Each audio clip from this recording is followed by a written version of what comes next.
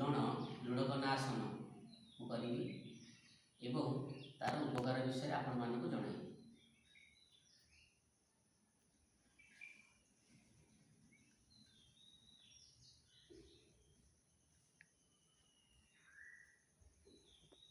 ଝୁଲଣ ଲୁଡ଼କନାସନ, ଝୁଲିବା ଏବଂ ଗଡ଼ିବା ଭଙ୍ଗୀ। ଝୁଲଣ ଲୁଡ଼କନାସନର ଆଜି ଆମେ ପ୍ରଥମ ସ୍ଥିତି କରିକି ଦେଖାଇବା। ସିଧା ହୋଇ ପିଠି ପଟେ ଶୁଅ, ଦୁଇ ଗୋଡ଼ ମୋଡ଼ି ଛାତିରେ ଲଗାଅ,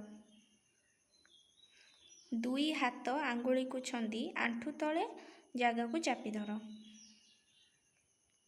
ଏଇଟା ହେଉଛି ଆମର ଆସନର ଆରମ୍ଭ ସ୍ଥିତି। ଏହି ଆସନ ସ୍ଥିତିରେ ଆମର ନିଶ୍ୱାସ ସାଧାରଣ ରହିବ। ବର୍ତ୍ତମାନ ଦେହ ଦୁଇ କଡ଼କୁ 5ରୁ 10 ଥର ଗଡ଼ାଅ।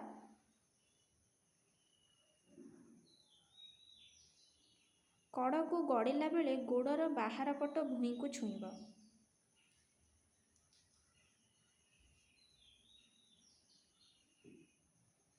ମନେ ରଖିବ, ଏହି ସ୍ଥିତିରେ ଆମର ନିଶ୍ୱାସ ସାଧାରଣ ରହିବ।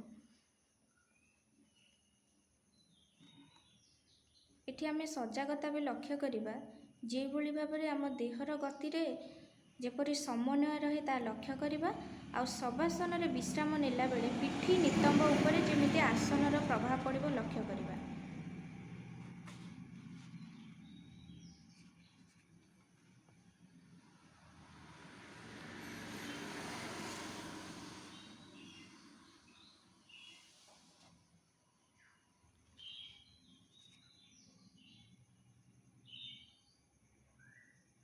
ଏହାର ବିପରୀତ ସୂଚନା ହେଉଛି କି ଅତ୍ୟଧିକ ପିଠି ପୀଡ଼ା ଥିଲେ ଏହି ଆସନ କରିବେ ନାହିଁ।